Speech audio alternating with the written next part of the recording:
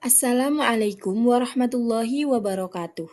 Halo teman-teman, kali ini kita akan membahas mengenai hakikat mencintai Allah Subhanahu wa taala, khauf, raja, dan tawakal kepadanya. Langsung saja yang pertama yaitu hakikat mencintai Allah Subhanahu wa taala. Cinta adalah perasaan yang suci dan lembut berupa rasa kasih sayang. Perasaan cinta ditandai dengan rasa rindu kepada yang dicintai.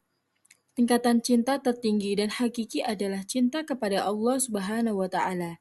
Cinta kepada Allah Subhanahu wa taala atau mahabbatullah berarti menempatkan Allah Subhanahu wa taala dalam hati sanubari. Cinta merupakan unsur terpenting dalam ibadah. Di samping khauf, takut, dan raja berharap, ketiganya menjadi perasaan hati yang harus dimiliki setiap mukmin dalam melaksanakan ibadah kepada Allah Subhanahu wa taala. Allah Subhanahu wa taala telah menetapkan cinta kepada orang-orang beriman sebagaimana firman-Nya dalam Quran surat Al-Baqarah ayat 165. Bismillahirrahmanirrahim.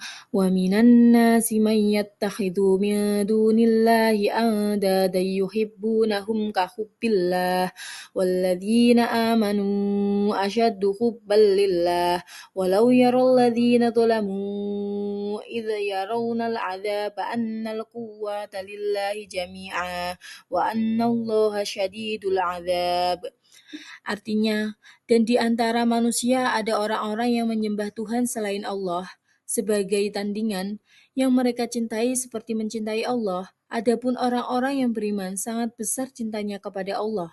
Sekiranya orang-orang yang berbuat zalim itu melihat ketika mereka melihat azab pada hari kiamat bahwa kekuatan itu semuanya milik Allah dan bahwa Allah sangat berat azabnya. Niscaya mereka menyesal. Quran Surat Al-Baqarah ayat 165. Adapun tanda-tanda cinta kepada Allah Subhanahu wa taala. Yang pertama yaitu mencintai Rasulullah Shallallahu alaihi wasallam, yang kedua mencintai Al-Qur'an, yang ketiga menjauhi perbuatan dosa, yang keempat mendahulukan perkara yang dicintai Allah Subhanahu wa taala, dan yang kelima yaitu tidak gentar menghadapi hinaan. Nah, bagaimana sih cara meningkatkan cinta kepada Allah Subhanahu wa taala? Caranya yaitu yang pertama dengan memahami besarnya cinta Allah Subhanahu wa taala kepada hamba-hambanya. Yang kedua, senantiasa membersihkan hati. Yang ketiga yaitu dengan mempelajari ilmu agama secara mendalam. Pembahasan selanjutnya yaitu hakikat takut kepada Allah atau khauf. Kata khauf secara etimologis berarti khawatir, takut, atau tidak merasa aman. Hal ini tertuang dalam Quran Surat As-Sajdah ayat 16. Bismillahirrahmanirrahim. Tatajafa junubuhum anil madaji'i yad'una rabbahum khawfan wa tama'an wa mimma razaqnahum yunfiqun. Artinya, lambung atau tubuh mereka jauh dari tempat tidur untuk sholat malam seraya berdoa kepada Tuhannya dengan rasa takut akan siksanya dan penuh rasa harap akan rahmatnya. Dan mereka menginfakkan sebagian dari rezeki yang kami anugerahkan kepada mereka. Nah, pada ayat ini Allah menerangkan tanda-tanda lain bagi orang-orang yang beriman. Di antaranya adalah mereka mengurangi tidur dan sering bangun di pertengahan malam untuk melakukan sholat dan berdoa kepada Allah, agar dihindarkan dari siksaannya. Mereka juga menginfakkan sebagian dari rezeki yang telah mereka peroleh dari Allah. Takut kepada Allah Subhanahu wa taala merupakan bukti seorang hamba mengenalnya. Rasa takut tersebut akan semakin bertambah seiring bertambahnya pengetahuan hamba terhadap Rabb-Nya. Perhatikan hadis berikut ini.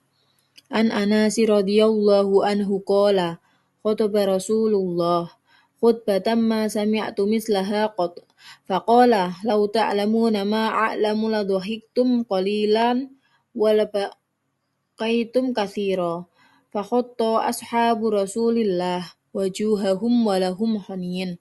Artinya dari Anas radhiyallahu anhu berkata, Rasulullah Shallallahu alaihi wasallam pernah berkhutbah yang luar biasa, di mana saya belum pernah mendengar khutbah seperti itu. Yang mana beliau bersabda, Seandainya kamu sekalian mengetahui apa yang aku ketahui, niscaya kamu sekalian akan sedikit sekali tertawa dan pasti akan banyak menangis. Kemudian para sahabat Rasulullah Shallallahu Alaihi Wasallam menutup mukanya sambil terisak-isak menangis. Hadis riwayat Bukhari dan Muslim. Adapun tanda-tanda takut kepada Allah Subhanahu wa taala. Yang pertama yaitu tampak dari ketaatannya kepada Allah. Yang kedua, menjaga lisan dari perkataan dusta. Yang ketiga, menghindari iri dan dengki. Yang keempat, menjaga kemaksiatan pandangan. Yang kelima, menjauhi makanan haram. Dan yang terakhir, menjaga kaki dan kedua tangan dari yang haram. Nah, pembahasan selanjutnya yaitu hakikat berharap kepada Allah Subhanahu wa taala atau raja. Secara etimologis, raja berarti mengharap sesuatu atau tidak putus asa. Menurut istilah, raja berarti berharap untuk memperoleh rahmat dan karunia Allah Subhanahu wa taala. Sifat raja ini harus disertai optimis, perasaan gembira, sikap percaya dan yakin akan kebaikan Allah Subhanahu wa taala. Lebih dari itu, sifat raja harus dibarengi dengan amal-amal soleh untuk meraih kebahagiaan di akhirat. Seseorang yang berharap kepada Allah Subhanahu wa taala tanpa diikuti dengan amal, maka ia harus berangan-angan belaka. Nah, kebalikan dari sifat raja adalah putus asa dari rahmat Allah Subhanahu wa taala. Seseorang yang putus asa atas rahmat Allah dikategorikan sebagai orang sesat, sebagaimana firman Allah Subhanahu wa taala dalam Quran surat Al-Hijr ayat 55 sampai 56 yang berbunyi Bismillahirrahmanirrahim. Qalu basyarnaka bil haqqi fala takum minal qanitin. Qala wa man yaqnatu min rahmati rabbih illa dhallun. Yang artinya, mereka menjawab, kami menyampaikan kabar gembira kepadamu dengan benar, maka janganlah engkau termasuk orang yang berputus asa. Dia Ibrahim berkata, tidak ada yang berputus asa dari rahmat Tuhannya kecuali orang yang sesat. Nah, begini nih cara menumbuhkan sifat raja. Yang pertama yaitu muhasabah atas nikmat-nikmat Allah Subhanahu wa taala. Yang kedua, mempelajari dan memahami Al-Qur'an. Yang ketiga yaitu meyakini kesempurnaan karunia Allah Subhanahu wa taala. Begitu teman-teman cara kita menumbuhkan sifat raja. Nah, manfaat sifat raja juga sangat banyak. Yang pertama yaitu semangat dalam ketaatan kepada Allah Subhanahu wa taala. Yang kedua, tenang dalam menghadapi kesulitan. Yang ketiga, merasa nikmat dalam beribadah kepada Allah Subhanahu wa taala. Yang terakhir yaitu menumbuhkan sifat optimis. Pembahasan yang terakhir yaitu tentang hakikat tawakal kepada Allah Subhanahu wa taala. Secara bahasa, tawakal berarti memasrahkan, menanggungkan sesuatu, mewakilkan atau menyerahkan. Secara istilah, tawakal artinya menyerahkan segala permasalahan kepada Allah Subhanahu wa taala. Setelah melakukan usaha sekuat tenaga, seseorang yang bertawakal adalah seseorang yang mewakilkan atau menyerahkan hasil usaha kepada Allah Subhanahu wa taala. Sifat ini merupakan bentuk kepasrahan kepadanya sebagai zat yang maha kuasa atau segala sesuatu. Tidak ada rasa sedih dan kecewa dan keputusasaan yang diberikannya. Rasulullah selalu pasrah kepada Allah, tidak ada rasa khawatir dan gelisah dalam menghadapi berbagai macam permasalahan. Allah Subhanahu wa taala berfirman dalam Quran surat Ar-Ra'd ayat 30. Bismillahirrahmanirrahim.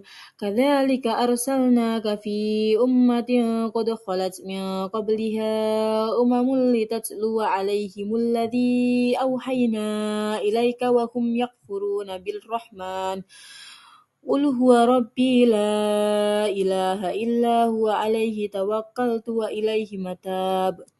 Artinya, seperti pengutusan para rasul sebelummu itulah, kami juga mengutusmu, Nabi Muhammad, kepada suatu umat yang sungguh sebelumnya telah berlalu beberapa umat agar engkau bacakan kepada mereka, yaitu Al-Quran, yang kami wahyukan kepadamu. Padahal mereka ingkar kepada Tuhan yang Maha Pengasih. Katakanlah, Dia Tuhanku, tidak ada Tuhan selain Dia, hanya kepadanya aku bertawakal dan hanya kepadanya aku bertobat.